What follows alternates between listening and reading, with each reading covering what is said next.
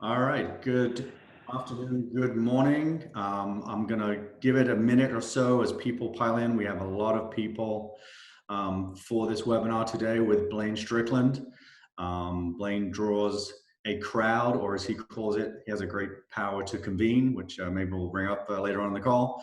But we're almost at capacity here, so I'm going to give it an extra minute to let people log on, pile in. Just some housekeeping items. If you want to ask Blaine a question, just go to the Q&A box, which is in your floating bar. Ask any question you want. We'll try and answer them. If you want to use the chat feature, you can. You just make my life a lot more complicated. But if the chat feature is what you want to use, knock yourself out. We want to hear from you. So we'll begin our call with Blaine Strickland in about a minute or so as people join in. We have a lot of stuff to cover, and we're pretty excited about it. My name is Paul Cohen. I'm the National Director here at Crexi, and I'm really excited to bring you another one of our pro perspectives. This is the first time we have a author slash coach on, so we're excited to see what Blaine can share with us to help you improve and get through this this time that we're in right now. So I'm going to give it one more minute as people pile in. Yeah, there's still people just piling in here. If you have questions, just go to the Q&A box, which is in this floating bar. And from there, you'll be able to ask Blaine any question. I may not get to them right away, but we will get to all your questions for sure. We've left a few minutes at the end of this to ask questions. All right. So just like it reminds me of popcorn, you know, when it starts popping and as it starts slowing down, we know that we're almost ready to get this show started. So starting to slow down a little bit. So it's 2 minutes after 1. I'm British. I like to get things started on time. So let's get into this. Good morning, good afternoon, everybody, wherever you may be in America. My name is Paul Cohen. I'm your host today, National Director at Crexi. I have Blaine Strickland, author, award-winning author, I should say, and commercial real estate coach. If you have questions for Blaine, please put them in the Q&A box and we'll get to them as soon as we can. A little bit about Blaine. Blaine has over 40 years in commercial real estate. Firms like Coldwell Banker, which was turned into CBRE Dallas, Lincoln Property Company, CNL. Blaine has been a CCIM designee since 1987, which is pretty impressive, and an instructor since 2008. He is a best-selling author with 2 books, which you can see right here on the screen, Thrive and Adapt, which we'll talk about through the call. And he has a commercial real estate coaching business called HBS Resources. Blaine lives in Orlando, Florida. We, by the way, just partnered with CFCAR as they call themselves, in Central Florida. So big shout out to all the members of CFCAR. I'm sure Blaine knows most of you guys.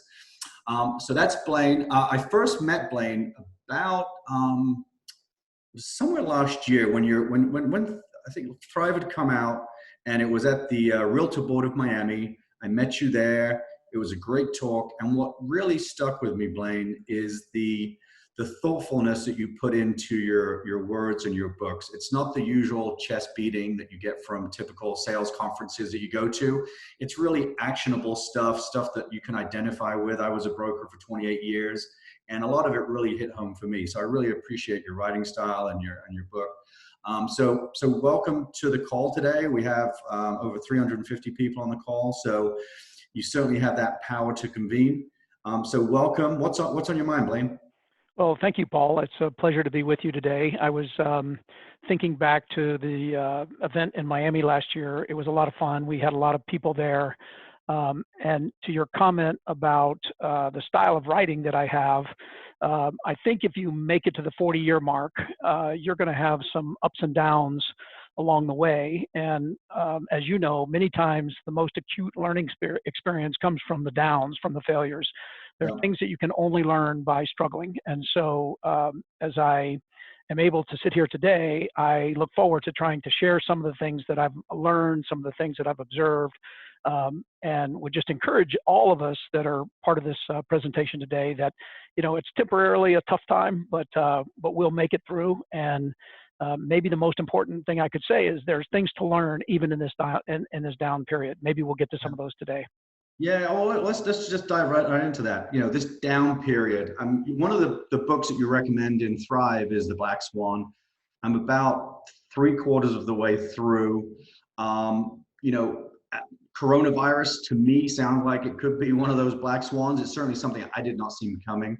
So my question to you is, you know, what can brokers do in this time if they're, you know, self-isolating, they're quarantining? How do they get through this? How can you make this the most productive time it can possibly be? What are your suggestions? Well, 2 or 3 quick comments to that, to your question, Paul. The first I would say is mindset. The Black Swan is a book that I make all of my college students read, because when I was a college student, we focused very strongly on analyzing the property and coming up with estimates of future cash flows. And so if all investments are a combination of risk and reward, in my opinion, the formal education process puts a lot of emphasis on the reward. The reason I like the Black Swan and continue to recommend it, it's one of the books that I recommend in Thrive, is because it really forces us to stop and deeply consider risk. The second piece of the mindset question for me is, come on, guys. We've been going to presentations for the last 3 or 4 years where when the economist speaks, somebody raises their hand and goes, so what inning are we in? And the economist always goes, we're so far past the 9th inning, you know, we were due. So I think the first piece of the puzzle is to say, hey, it's a risky world. You chose to be in a risky arena. You got to be mentally prepared to deal with it. I can tell you that when I started, it was just common knowledge that you had to have a year's worth of operating expenses saved up, not because we were thinking about terrorism or recessions or pandemics, just because we knew it was a risky world, that, you know, the deal would die for no good reason. And since we get paid last, everything has to go right before we get paid. So to me, this is not really all that shocking. And hopefully our listeners can have already dealt with this, which is we're past the shock and now we're ready to look forward. The last quick comment I would make is that to me, and the most productive brokers that I interact with frequently have begun to see this as a silver lining. They are sort of thankful that they are able to get to some quadrant 2 activities, meaning those activities, as Stephen Covey calls them, important but not urgent. Because the whole market has sort of, you know, downshifted, and there's a sort of a calm that is very unusual. This is a great time to think about the kinds of things that you would get done if you had time to do them. And so, like database management, like cataloging the market, reaching out to clients. What sort of things are your clients? All those are good ideas. I would tell you that if just on my own anecdotal evidence, as I wander the planet, and I say to a broker, so how good is your data? And I would say about the highest rank I ever get is B+. Now, it's not that the data system doesn't work, it's that they have enabled old information to survive, duplicates, or maybe incomplete information. And so this is a great time to you know, do the kinds of things you do at your house. You know, I've cleaned out my garage, I've cleaned those window screens, I've done the things that are good for my house, and cleaning up your database is good for your house. In terms of conversations, I would tell you that many clients have said to me, I am having the best conversations with my clients that I've ever had. And I think that's representative of the fact that they have some relationship and they're bouncing back with them, and they know the right question is not to ask, so are you ready to sell? The right question is, how are you doing? What are you thinking about? What challenges do you face? And they're finding that these clients have more time than ever before to share some of those ideas. And so it's a fantastic time to build up your account with them, your emotional bank account with them. And a lot of brokers are enjoying the conversations that they're having these days. And presumably, I mean, you know, is it too soon to start building relationships with lenders or special services and stuff like that? Is it too soon for that, or you think is it a great time to start reaching out? If we had had what we might have considered just to be a normal trend line, in other words, what goes up must come down, and those of us who've been around for a while know that eventually it comes down regardless of a pandemic.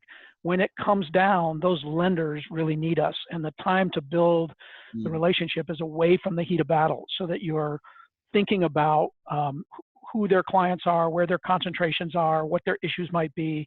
And if you can make yourself known to them and valuable to them in this period of time before the problems set in, there's a greater chance that they might call you if they need you in the future. I have one client, by the way, who has reached out to some of the lenders that he deals with frequently and has created a little lunch and learn. And because all of these lenders are working from home, they're looking for content. So they're like, this would be fantastic. I'm going to get my analyst and my two associates, my partners here at the bank, and we would love to have a little 20, 30-minute roundtable. And if you'll create that opportunity for engagement, it becomes extremely valuable to them. Yeah, I mean, look, so this is not the first, whatever your black swan or exogenous shock that we've experienced. I mean, you've been 40 years in the industry. I'm a little bit less, but you know, I got into the business during the backlash from the savings and loan crisis in the sort of early 90s. We had, you know, 9/11, we had the dot-com bust, we had the financial bust. You know, we've had a lot of these things. We've always got through them. But what's different now is we have this online business. Do you think technology is helping us get better at getting through these shocks, or is it no impact at all, or is it maybe even making it worse? What are your thoughts on that? Well, technology has certainly enabled us to be more productive. Again, you go back 40 years, when I started at CBRE, January 1, 1982, we didn't even have fax machines. We were so enthralled by the fax machine, we stood around and watched it work. You know, and no PCs, et cetera. So clearly these technological tools have enabled us to move forward more rapidly. Of course, they've also created a little bit of addictiveness in that we just can't stop ourselves now from looking at our phones and checking our emails, you know, in the middle of the night kind of thing. So I think you have to balance technology from that standpoint and say, you know, there's a time and a place for it, and I can use it to be very productive under certain circumstances. So in some ways, you want to take advantage of technology, but I think not forget that picking up the phone and talking to someone can be extremely valuable, can be extremely educational. And remember, in the end, people do business with people that they like. So my question is great, let's use technology to accelerate our productivity, but are we still making those contributions to the, am I likable? Do people know me? Am I top of mind? And email blasting, even though it's unbelievably powerful and quick, is not making a deposit in the top of mind bank. Yeah. I mean, look, what we're doing now, we're doing a Zoom conference. Do you think that Zoom conferences are going to replace travel? I mean, if you're in Orlando, if you have a client that's in, you know, Gainesville, do you still need to drive to Gainesville? Or can you just say, hey, let's just jump on a Zoom now? What do you think is going to happen to the future? Well, I started my coaching business in 2012, and since that time, I do what we're doing right now 70% of my day. I work out of my home. I spent the money to create an upgraded environment for myself, so I have the power to make this work well. I certainly travel from time to time to see clients, to teach CSAM classes, et cetera, but I'm already a believer in the way that this works. I will mention to you that I've learned how to share the screen. I've learned how to record. Recording, as an example, can be extremely valuable because some of my clients, we've actually gotten into role plays. So I'll say, well, if you've got this big meeting coming up, let's take a moment and work back and forth. Well, the opportunity, nobody does that anymore. But if you role play a little bit in a safe environment and then record it, then it can be shared with other teammates. It can be extremely powerful. Some of these systems now have the ability to instantaneously transcribe. That can be valuable.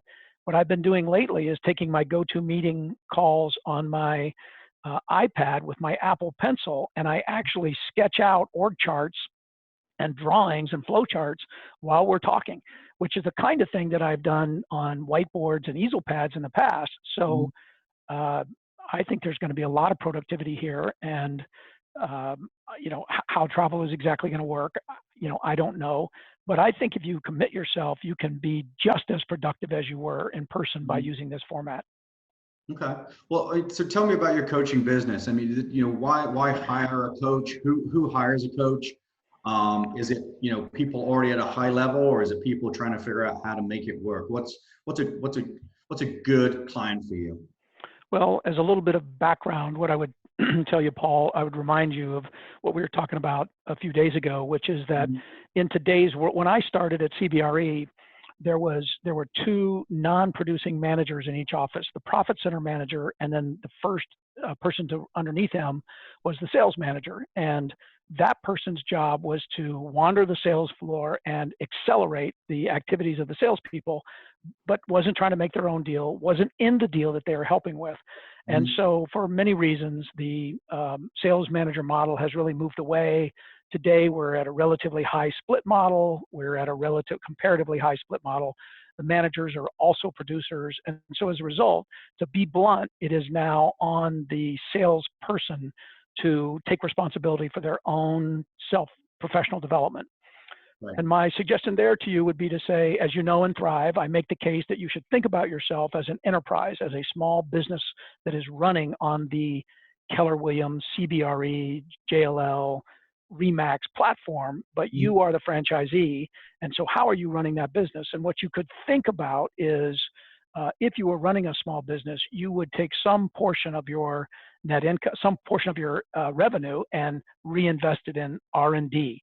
And so if you made $100,000 last year and you reinvested, say, 5%, then that represents, $5,000. And I would just challenge you, what is the best use of that $5,000 to advance the cause?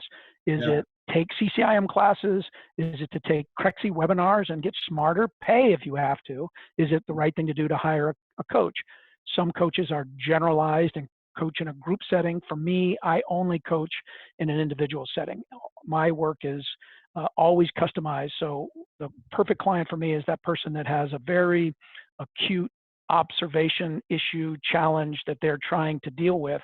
And I can come alongside them and bring anecdotes, history, experience, templates, suggestions, implications to bear that might enable them to resolve that and move forward.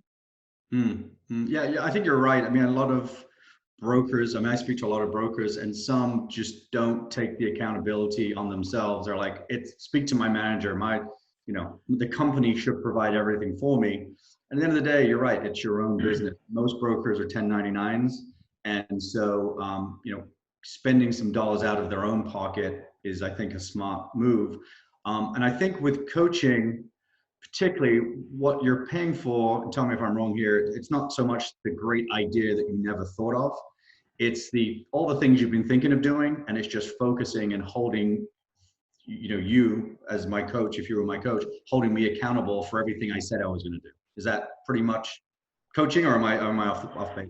Well, coaching has a wide range. What you just mentioned is what we would generally call accountability. Right. And to be blunt about it, if you pay somebody $10,000 to coach you, and part of what you get out of that is them saying to you, okay, we're going to talk again in a week. What will you have done between now and then? Yeah. I'm going to check with you midweek. And when we get on our call next week, just warning you, the first thing I'm going to ask is, hey, how's that going? And that accountability is extremely valuable to certain types of people. That the busier you are, the more time you spend in quadrant 1, urgent and important, the more that coach invades that space and drags you over to quadrant 2, important but not urgent, and said, but we said we were going to make 3 calls on people we hadn't met before. We said we were going to make 3 edits to our proposal. We said we were going to improve the mapping capabilities. And that means you got to find a way to wedge that into your schedule. So accountability is a big part of it. For me, frequently it is exposure to best practices. Many of my clients ask me, well, what do other people do? There's not a great sort of drumbeat, newscast through the jungle of how do I get better here? And so a lot of times I can bring to them best practices, or maybe even perspective. Maybe it's just, listen, I've seen a lot of these things. I would rate you a 7. Here's how you could get to a 9. Sometimes just that perspective is very valuable. Sometimes they have more fundamental issues like, well, you can continue to do everything yourself, but that means you will remain unscalable. Are you sure that's what you want? Yeah, no, I got you. Actually, we got a couple of questions came in. Okay. All right, the first one is about expired list. All right, so what are your thoughts regarding expired, canceled, or withdrawn listings in today's marketplace as a source of reaching out to prospective sellers, landlords, owners, and build relationships? So just the general, should I just call expired listings? Is that a good source of business? And this is from Antoine. Well, I have mixed feelings about that. Here's what I mean by that. If I could have anything I wanted, I would say, look, what you should be doing is thinking about the business that you want to conduct and have a sieve for yourself that this is the kind of business that I want to conduct. I want to get a listing on this building or this property because it fits into my plan. It's in my niche. If I were to do that deal, it puts me in the circle with other deals that I want to do. So I can't help myself but to say, but my first qualification is just because it's expired, do you want it? In other words, just because somebody else just failed, does that make it, is that the sole qualification for you getting it? If it is something that you want, then, there's a very high probability that what happened was the broker and the proprietor got carried away and believed that it was going to happen either quicker at a higher price than it actually did. And so there's frustration there. And so that puts the second qualification in play, which is the party any more realistic than they were before? Because most likely they're coming off of a disappointment. And so, you just have to be careful to run right back out and list the property again at some kind of unmakeable level.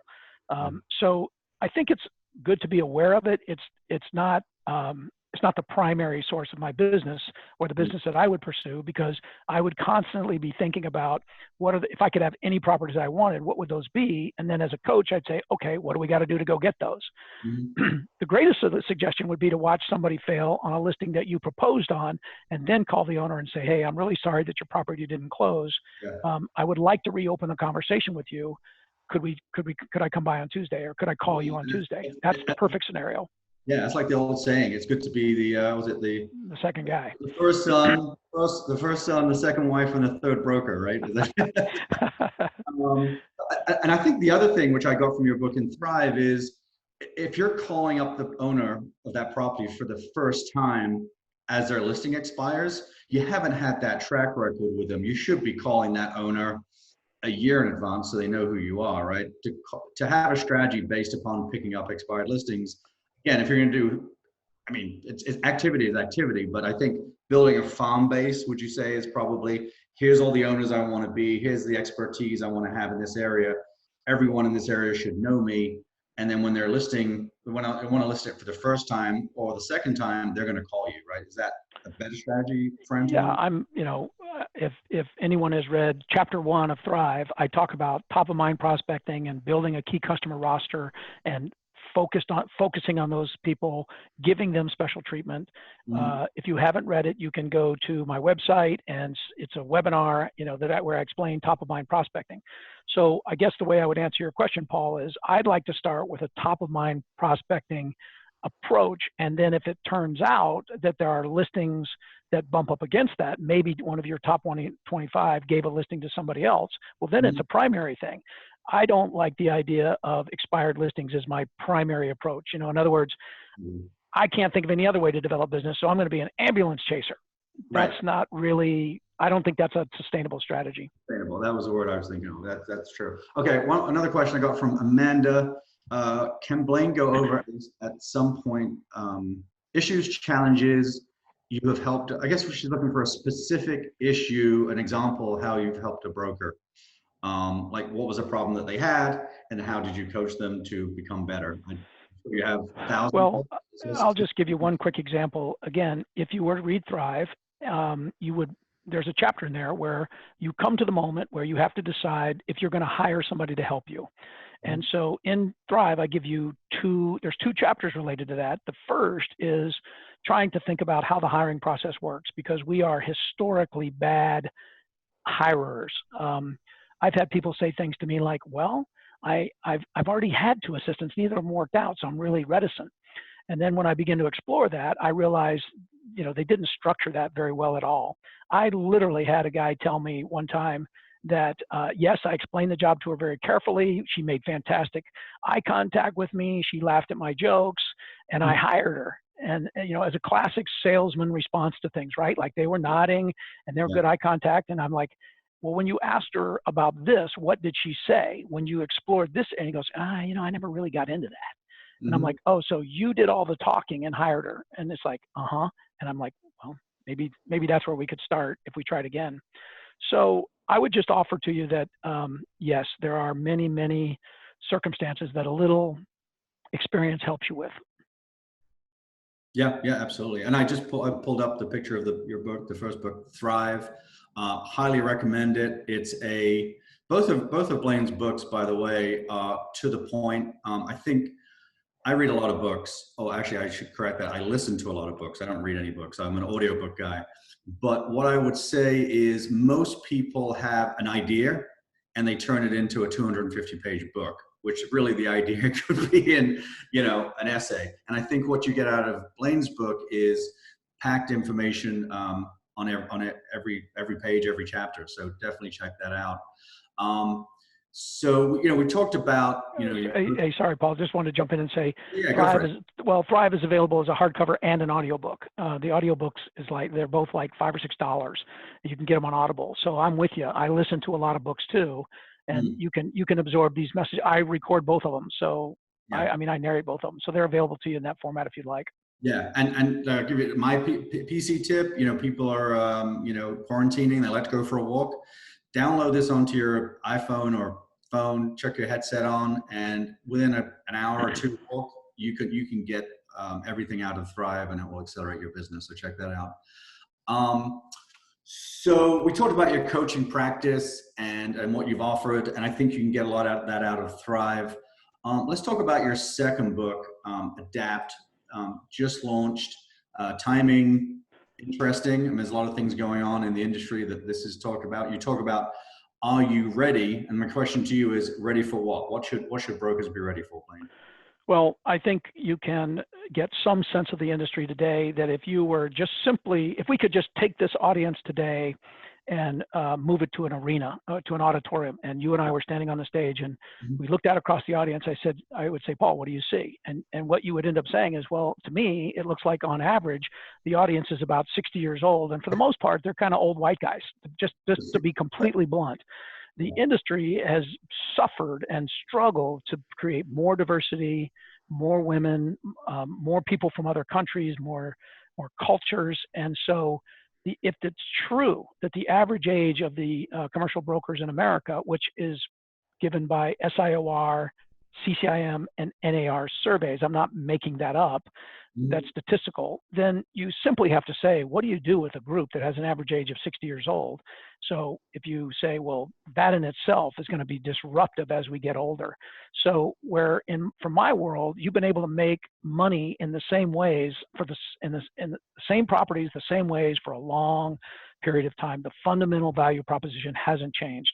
I personally believe the value proposition is about to explode in a million directions. And so that alone calls us to think. I mean, that's what caused me to think about, is disruption finally here? Is it finally going to change? Are the next 10 years truly going to be different than the last 10 years?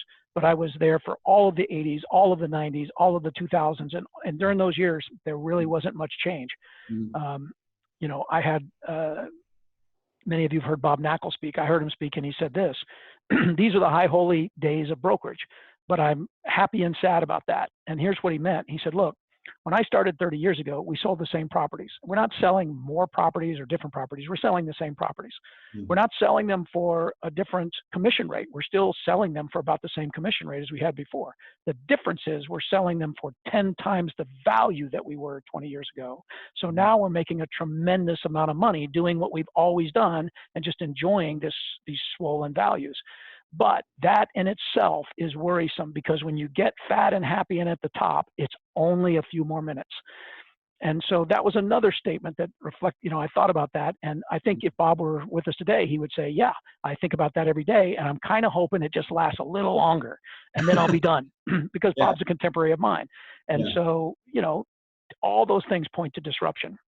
Yeah. Well, so going back to the hiring the marketing coordinator, you also talk about the gig economy and adapt, and hiring people that could be in India or anywhere around the world for less money, maybe more qualified than the person you can get. Let's talk about. I mean, is that the future for the broker themselves? Can brokers hire themselves out now, or is this something that they should be doing to hire, or is it a little bit of everything? How does the gig economy play into this? Well, if you have not treated yourself to Upwork, you should just go on. You should just open a free account and just scroll. Just type in commercial real estate and see what happens. Just type in lease. Just type in GIS. Just type in mapping. Just type in lease abstracting and see what happens and see who's already there. If you look at the cover of the book, I would tell you that there were 3 Upwork vendors involved in getting that book done. Let me say it differently. 10 years ago, you could not really self-publish a book. Now you can self-publish a book, and that's because there's this beautiful arena full of highly specialized vendors. So if you look at the little logo, you see the little logo right above the word adapt there? That was, I own that. In other words, that was handcrafted for me by a vendor that I chose. So you choose a vendor, it's very specific. They have star ratings. You can look at their criteria. You know what their rate is. You push a button. You get it back and forth. And so what happens when that comes to commercial real estate? What if you decided that you needed a lease abstracted and you're like, oh my gosh, if I call my attorney, he's either going to charge me $500 for the work, or he's going to push it down to a staffer at $175, and I'm going to pay him $600 for these 3 leases to be abstracted. Well, what if you could get that done on Upwork for $75? By someone who is a paralegal or someone who could do just as good a job. And so I think it's absolutely viable. I've proven that it's viable.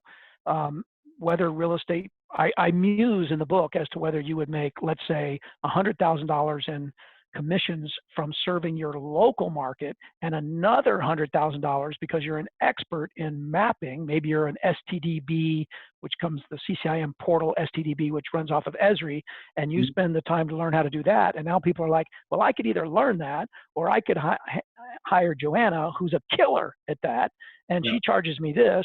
And now I've really, now I've been able to get those services. So Joanna's like, well, actually, I learned it because I'm a broker in my own market. I'm the king of Austin, Texas, queen of Austin, Texas, but I also do this because I love it and I earn money doing that as well. Well, that really becomes warping in terms of like, so you have like 2 different gigs going and they're both profitable, and how do you determine, et cetera? You have a core competency, what you're good at. Like, let's say you're great at augers. That's great. In your town, maybe there's 2 people that need an August run for that year, but around the US or even the world, you could hire yourself out. But you're also competing with folks in India who could probably do that stuff a little quicker. So I think it's, what can you do as that's, you got to figure that out, right? Yeah, but you get to, I mean, if you use an Upwork of the world, you can figure all that out. By the way, just to give you what really jolted me into this particular chapter was 2 years ago, I went to IKEA and I bought a bookcase for my office. I work out of my home and I'm like, wow, I really like that. And then I thought, I'm going to get 2 more of them because those IKEA ones all stack right side by side. And I'm going to probably want to put them together and then bolt them to the wall. So I buy my little, I got my little IKEA kit and I managed to get it in my car. And I realized that their assembler, the way IKEA helps you with assembly is gives you these kind of funky directions, as you know, and then they say, we love TaskRabbit. So I go to TaskRabbit, which is nothing but the gig economy. So the guy with all the right tools shows up, puts these things together, hooks them onto the wall. I literally drink my coffee and watch this guy do it and gladly give him a check to do it. And I'm like, that is what I'm talking about right there. Yeah. TaskRabbit. Okay. That's a new one. And they just come and do odd jobs and. Yeah. I mean, it's, you should just, I think the audience should, find a few minutes and just go to TaskRabbit and put in jobs, put in ideas, see what's there, go to Upwork. You may choose to hire those people. You may become those people. Yeah. Okay. Good. That's a good way of phrasing it. Okay. I'm going to ask you about the future of brokers and if they are all going to be out of business in a few years. But before that, let's jump into, I got a few questions here. One is from Sess. Sess asks, what is your feeling about online, like your LinkedIn's, Facebook's, newsletters, to develop that top of mind you were talking about? Well, if you're not linked to me, please link to me, and you can see how I use it. So, do as I do, not as I say. I posted this event on my LinkedIn and got, reviews and or thumbs up and kind of things like that. So you can certainly build engagement. But let me give you this warning. I've worked with many clients who think I've got to get into the social media world. I've got to produce content. Content is king. And the only thing I would tell you is I would say that the majority of clients that I work with say things like that. And I say, so tell me what would be the perfect outcome from the work that you're doing. And they'll say something like, well, I want to be invited to beauty pageants that I wouldn't otherwise have gotten invited to, or I use it as top of mind. If I call some people and they don't call me back, at least my picture goes by them, or something like that. And I'm like, great. Well, here's what I find many, many times, Paul, which is that if you take your list of the top 125, you go to work and you make your list of the top 125, I beg you to set that side by side and find out if they're linked to you. And what I find is it's about 20% of the people that you really want to approach and reinforce with are not linked to you. So what happens is, and I have 3 or 4 people that I could point to, they do this unbelievable content, which they primarily push out to their peers and competitors, not to their principals. So I'm just asking you to be intentional if you're going to put effort into it. Yeah. Yeah. And, that's really important. I want to just reiterate what you just said. Focus on your top 100, 200 client, whatever, a small group of people you really want as clients, as opposed to posting stuff out that your competitors, just the insurance guy that you don't even know, read your blog and comments. Who cares? I mean, let's be honest. But if you're a client who owns that property that you want to be hired for, that's who you need to focus your efforts on. And what's some, other than online type stuff, what else can you do to be top of mind in front of those guys?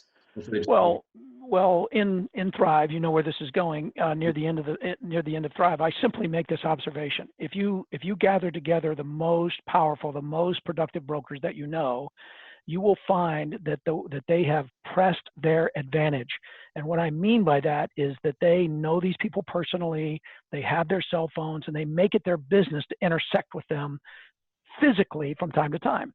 So it occurred to me that the way to think about this is what I call the power to convene. And what I mean by that is the top brokers convene their prospects in some meaningful way. There's many illustrations in the book, but you could do it as simply as a lunch and learn. I work with a guy in Silicon Valley. He would put on these little private webinars. There would be 15 or 20 people that would come, and they would be very insightful updates on a pretty specific issue of what was changing. Let me show you how design has changed. Let me show you how ceiling heights have changed and what this means. And he never failed to get business out of those things. So one of the things that you can do if you really want what I would call an advanced account development strategy is make sure you have some people that are ready for that, and then work really hard at giving them special treatment. Okay, good stuff. Well, while you were saying that, we just got a deluge of questions. let's just rush through them. So Antoine asks, as a coach, have any of your clients changed their business model completely as a result of you coaching them? I guess I'm paraphrasing, but that's, I think, the question. Well, one of my favorite stories is of a guy that I coached in Phoenix. And this guy started as a young man many years ago, and the senior broker goes, yeah, why don't you go call on those guys?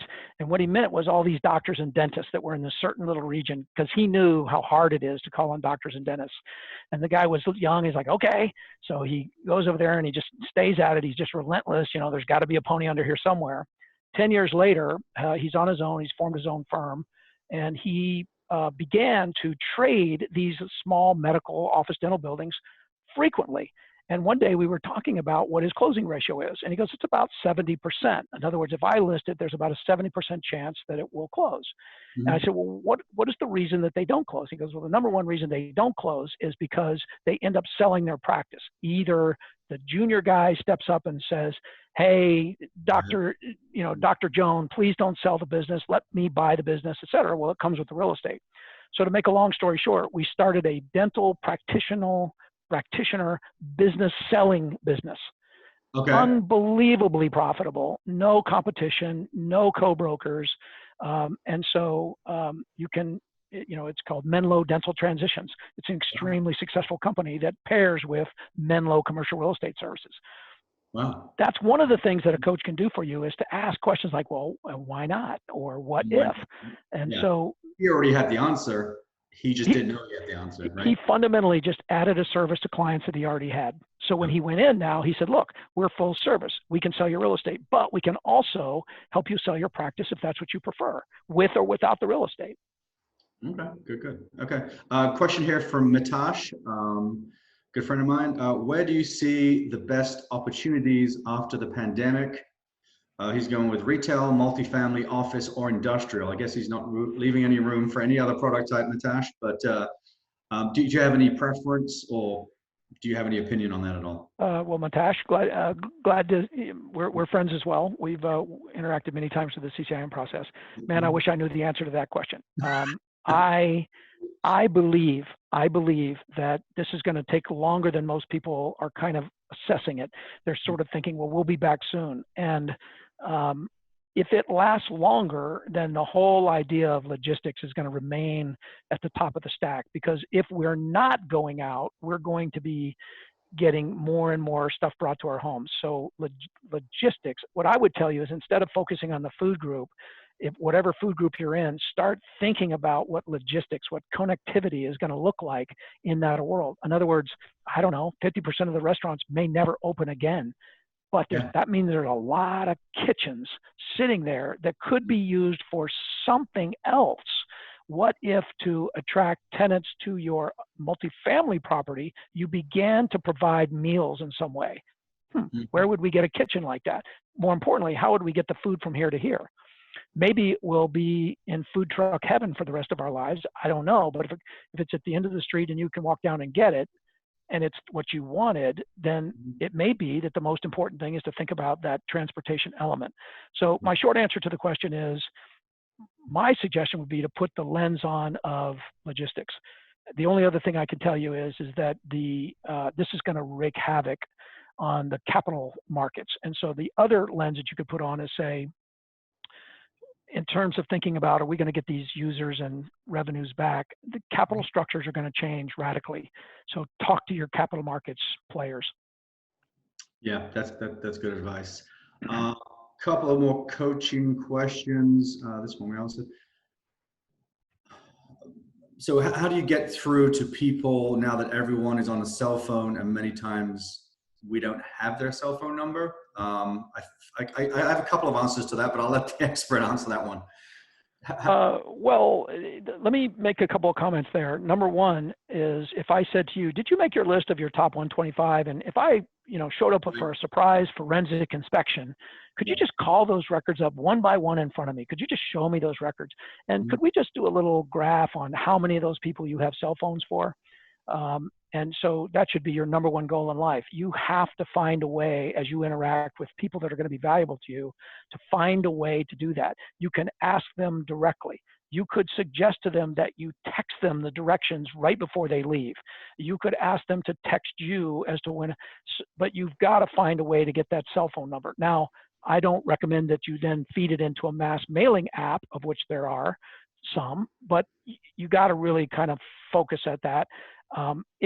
It turns out more and more, you have to remember that, 10 or 15 years ago, we all had like 3 phone numbers. And, we had a mobile number, which we might use. We had a home number. We had an office number. Now we have one number. And so another question that you can ask is, when they give you a phone number, you just ask them point blank, is that your cell number? And they say yes or no. Great. If it is yes, you make a note of that. If it's no, you say, well, could I get your cell phone number too, just in case I needed to reach you quickly? And most of the time they'll give it to you. They're already typing it in 4 times a day. So my question would be to work at it. But what I would say to you is that is a perfect pandemic silver lining, which is 6 weeks from now, when I do my second surprise inspection, will you have gone from 40% cell phones to 80% cell phone? That might be the single best use of your time. Yeah, 100%. And focus on. You were going to say, what were you going to offer, Paul? Well, I mean, first of all, there's all sorts of directories, but I think I'm more on your line. When I built the practice at Sea Rochelle in Miami, we figured out who we just wanted as clients. And there was a team of us, so we had about 2,000 people. But 2,000 is manageable when you have a team of 4 or 5 people. And it was that, calling them up, getting their cell phone, when's their birthday. And this is years before they even sell. And then by the time they decide to sell, who do they call? They call you. You want them to call your cell phone. That's what you really want. And that's, I think, the trick here. And so Antoine's questions, I think, are all about the same. You know, Antoine, you just got to spend time building your business and not try and get a database of 10,000. Everyone wants this data because information is so readily available now. People want these huge databases of 10,000 people. And what I like about Blaine's coaching is 125 will do the trick, 200 will do the trick. Know those intimately, and you'll get more business. Less is more, I think was my answer. We have, what are your thoughts on cold emails to owners? I think you already addressed that to some extent, right? You're not big on. Yeah, I'm not a huge email blaster. In our day, what happened is you hired these services. It was called direct mail, and you got a cheaper postage. You printed postcards.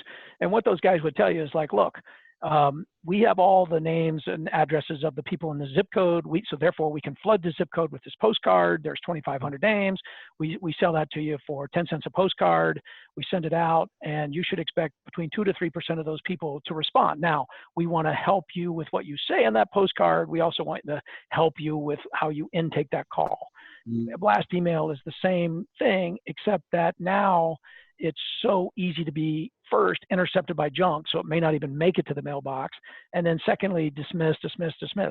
You should treat yourself to these big blasting email services. I'm not going to say any names. You buy one that you like, push out a flyer, and watch their backside metrics, and just go, that's kind of what blast does for you. There is a small part of a marketing plan that might affect that. But you know, Rod Santamassimo gave me this idea in his presence pyramid. And blast emails are at the very bottom. The good news is it's very cheap, but it's also very ineffective. You get to a lot of people, but not in a meaningful way. I would much rather see you work up Rod's presence pyramid and get up to meeting people, being interactive with people. One person like that is worth 1,000 blast emails. Right. And one of those clients you will do multiple deals with. So better to have a handful of really good clients than 10,000 people that really don't even know who you are. I think that's what we're getting. Yeah, and if you got carried away, you could actually ask them for a referral. I mean, that's a great lost art, which is, you know, Mr. Cohen, I'm so happy for you and what we've been able to accomplish together. Yeah. As happy as I am for you, I'm sad for myself. And the reason I'm sad is because now I got to go find somebody else. Just before I say goodbye to you, can you help me with that? Is there anyone that you know that I should call? Yeah. Yeah. By the way, shameless plug for Crexi. If people don't know this, on Crexi, you can upload your email distribution list and you can send out all your listings through Crexi right now for free. And our delivery rate is better than the ones that you didn't mention, but you know who they are. Our delivery rate depends on your list, obviously, but assuming the email is good, you'll get through to, say, a click-through rate of about 12%, which is about 3 or 4 times higher. So that's called the eBlast tool in Crexi. If you have listings in Crexi, check it out. It's free. It's good to use. Quick comment there, Paul. Look, now, if you will break that down into 50 and send 50 per week and use it as the intro to your follow-on call. Hey, Mr. Jenkins, trying to follow up on something I sent you by email. I realize you may or may not have seen it, but what I'm calling about is, and half the time they're like, yeah, I think I saw that. And, you know, you're off to a better start than the answer is no. What is your question? So, you know, again, I don't want to throw this thing totally under the bus. I'm just, you know, use it in maybe a more disciplined, restrained way, and it can be more powerful for you. Yeah. But by the way, just again on Crexi, when you send out that list to however many people, you can do up to 300,000 if you really wanted to. On Crexi, you'll see if they went in, looked at the listing, and then downloaded the flyer. If they download the flyer and you do not call them, then you're in the wrong business, in my opinion. Well, I wouldn't use a blasting service that didn't have those kind of analytics, to be honest with you. So that's a good point. Question from Anonymous.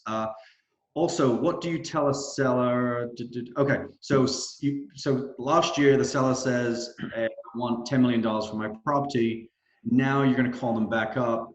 How do you tell them that they should take a lower price without offending them is the question. Well, two thought patterns there for you. Hopefully, maybe our listeners today will someday be principals, and so they'll really be able to empathize with the people that they talk to.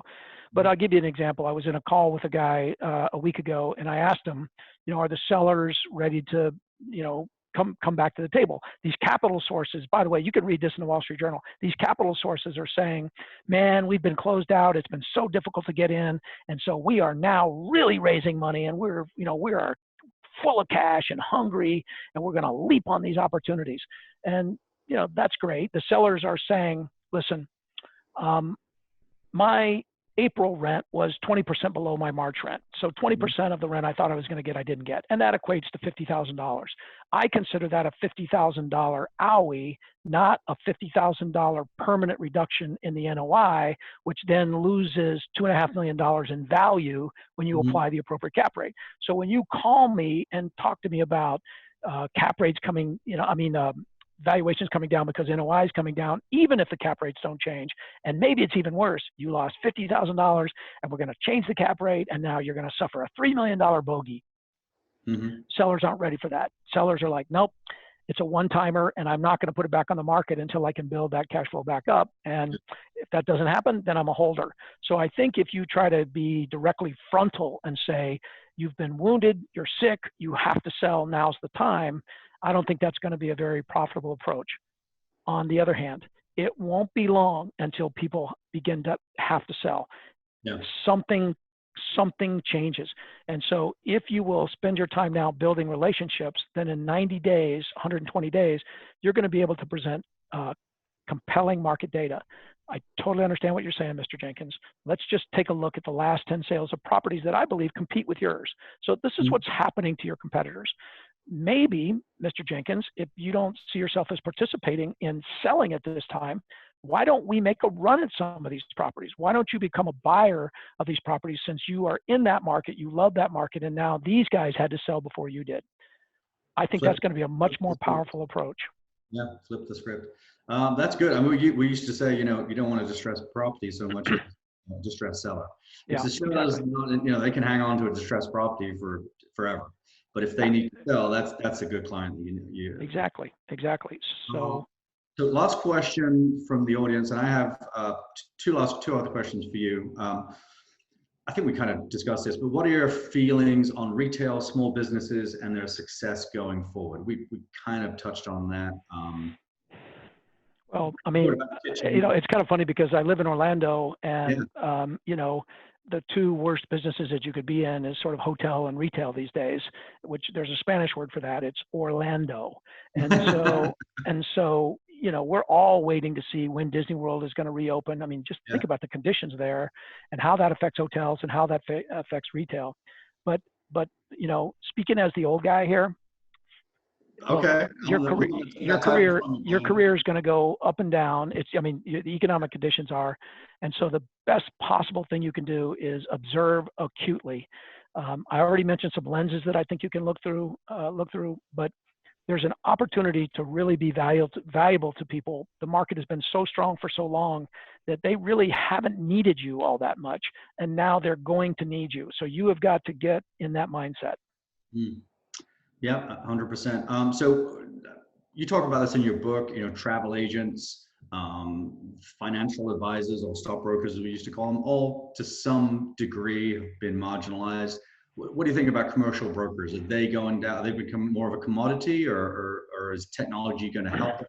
I guess is really my question. Well, the reason that those industries that I mentioned in the book and that you just mentioned is because of the increase in transparency. So if you go back when I started a long time ago, the way you got a ticket for an airplane ride was you called a travel agent, and she would say, great, I think I understand. Let me see what I can do. She calls the airlines or looks in their proprietary software, calls you back with your options, and then 2 days later sends your ticket over by courier. And so today, if you had to deal with somebody in between you and the airlines, you'd be like, wow, what a hassle. I'm going to go around that. In fact, I do that already with Expedia, where I get all the airlines at the same time. Yeah. And so the transparency caused some of the travel agents, the order takers, to be washed away. You can go on YouTube right now, and there's a video that says, It's 7 minutes long. You know, write your will for some $99. It's like, well, why do I need a lawyer who, you know, she charges me $400, my estate planner, and what I can do for $99 in 7 minutes. And now that may or may not be true, but my point is it's transparency, and systems are in motion that are going to increase the transparency, increase the ability of the clients to see into the data and manipulate it themselves. The Crexis of the world might just be that tool. You know, you and I were talking about the auction tool. Well, now somebody can go right into the auction, and they're right at deal making moment. They can make a bid. There's somebody made a bid while we were on the webinar today. So what that means is that if you're the more commodity like, the more order taking like that your business is now, the quicker you will be displaced. My suggestion in the book is that you scrutinize and continuously reevaluate your value proposition. What is it that makes you powerful? To what degree are you compelling in the services that you offer? And if your statement is, I'm a commercial real estate broker in South Florida, that's not going to get it. That's bland. It's not going to get it. That doesn't tell them anything. You're going to have to be more focused, more skillful, more niche, more specific. That's why the gig economy is so powerful, because you can hire somebody who is certified in a very specific software who will do something for $35 an hour. That's a compelling value proposition. That's, you know, it's so true. It really resonates with me. I do a lot of presentations at realtor boards and stuff, and I always get the question, wait, so people can come into Crexi and just find deals, buyers? What about me? And I look at them like, if your only value is to go into a website and find deals, again, you're in the wrong business. It's educating your client, acting as their jungle guide, and helping them navigate the process. That's why they're paying you, and that's why they have you as an advisor. So I'll make a quick comment. 10 years ago, I happened to accompany a broker for the day, and he goes, "Hey, I know we're coaching today, but I got to go make this showing." And so what he did was he punched the need into CoStar, printed off those sheets, picks up the client, and we all take off. And of course, about the third one, the space isn't available. In other words, it's already been. And so this guy's literally like shuffling CoStar download pages, like, "Oh man," and he's calling, "Hey, you know, I thought this was available. It's in CoStar." It's like, "You didn't update that." It's like, "Dude, you didn't call me." And so I'm like, wow, this is demonstration one of how the client is sitting there literally watching the dinosaur expire right on the pavement in front of them.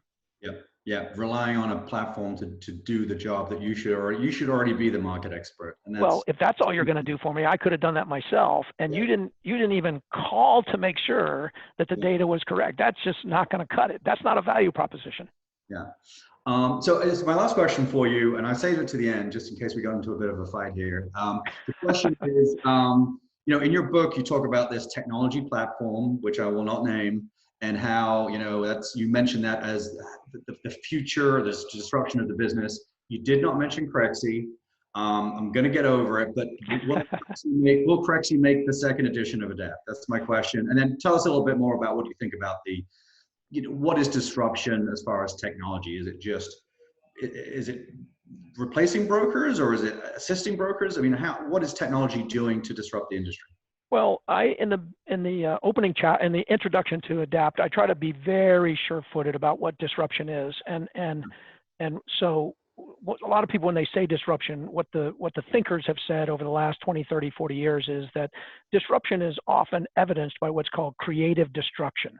And so what that means, I'll give you the example that I give you in the book real quickly, which is that, so when I grew up, we go to the library, we get the encyclopedias out, alphabetical, there's 14 volumes, we find what we're looking for, we're like, oh, great, yeah, okay.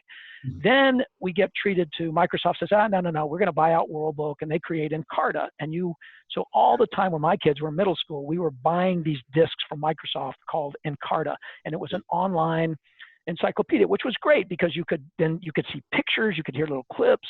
It was fantastic. And 5 years later, Encarta gone from the planet. You know, the only place you can read about Encarta now, if you are interested in what I just said, you know where you're going to go to find out about Encarta? Wikipedia, which is free and edited by millions of free editors. That's creative destruction. And so here's my point. I think Crexi is possibly disruptive, but most likely it's the tool by which transparency and immersion, innovation occurs, and it's going to be, so Crexi is almost like the vehicle you ride to get over to disruption land, because it's going to accelerate the way you do things differently. And if you don't do them differently, the client is going to do something differently. But I've also made this point. If you and I, Paul, had figured out Uber, and it's like, can you believe it? We got a fleet of 17 million cars across the country, across the world, that drive people around for a fee that we collect, and we don't even own those cars. And we're like, whoa, I think we get the double cheeseburger today. And while we're finishing lunch, we pick up our phone, we get a text message that says, Lyft now exists and competing directly. So for about 15 minutes, we were good. So what I'm saying is, even Crexi is going to have to continue to adapt and figure this out and move forward, because monopolies only last for about 15 minutes these days. Yeah. Well, Blaine, it's been an hour, if you can believe it. I can't believe it's gone by that quickly. It's been jam-packed full of stuff. We've learned that Crexi is the car we'll take to disruptive land, which is good to hear. Up on the screen here, I have your contact information. You got Blaine's email address. Hopefully you've written it down. Phone number. Call him if you need any coaching advice. You can get his books on Amazon, or if you want to get them from HBS resources.com, use the promo code ADAPT2020 and get 20% off. You don't need a discount. Pay the money for the book. Worth every penny. I think I've bought them both hard copy and the audio, so trust me. Well, the hardcover's $25, the Kindle's $10, and the audiobook's $6. So we got something for everybody. That promo code only works on the hardcovers. Some people like that. Some people do both. But the message is there for you in some fashion. Wonderful. Blaine, it's been a real pleasure for you to be calling from the British Virgin Islands right behind you. Technology. Technology. Thanks so much, Blaine. It's been a real pleasure. Stay in touch, and love to hear more from you. Can't wait for your next book. Can't wait to wonder what that's going to be about. And just a parting words. I think hiring a coach for me, and I've hired coaches over the years, they're worth every penny. The return on the investment, which is what I would call it, an investment, is worth every penny. You spend $6 on a book, that will turn into probably hundreds of thousands of dollars worth of commission. So do it right now. So Blaine, thanks for your time, and we'll speak soon. Yeah, thank you, Paul. I appreciate it. Forrest is the guy in the back. Thank you. I appreciate the opportunity.